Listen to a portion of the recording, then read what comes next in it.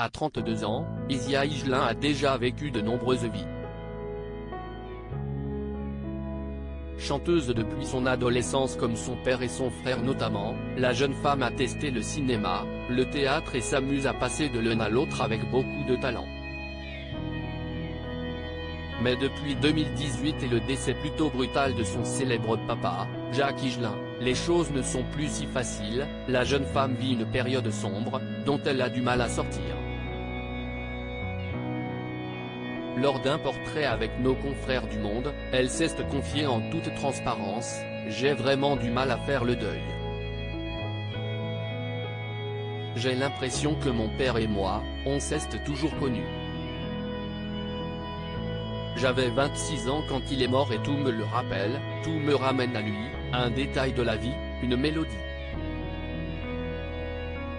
raconte-t-elle en effet.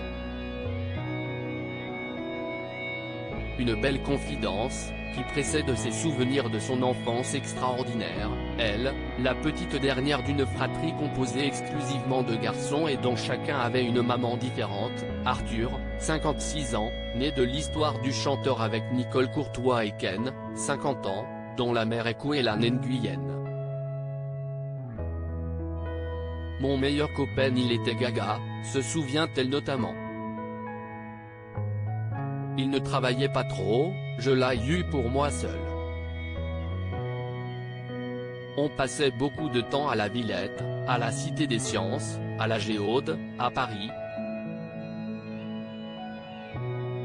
C'était mon meilleur copain, papa, on s'est beaucoup aimé. Il m'a mis très tôt une guitare entre les mains, puis ça a été le piano, on improvisait, on chantait. Quand il partait en tournée, il m'emmenait dans le bus avec lui.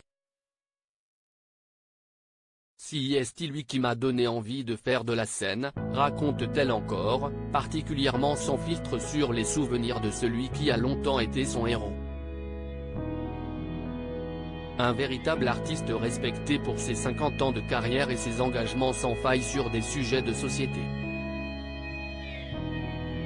Et si sa fille semble prête à continuer de suivre ses pas, elle flanche cependant parfois devant un climat ambiant difficile.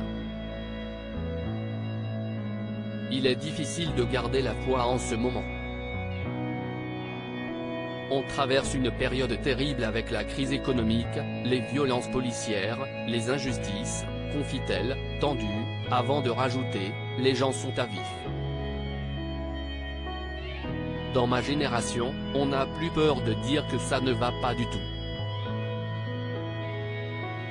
C'est dur pour les trentenaires. Et on l'a bien compris, Isia, maman d'un petit garçon, n'a pas prévu de se taire tout de suite.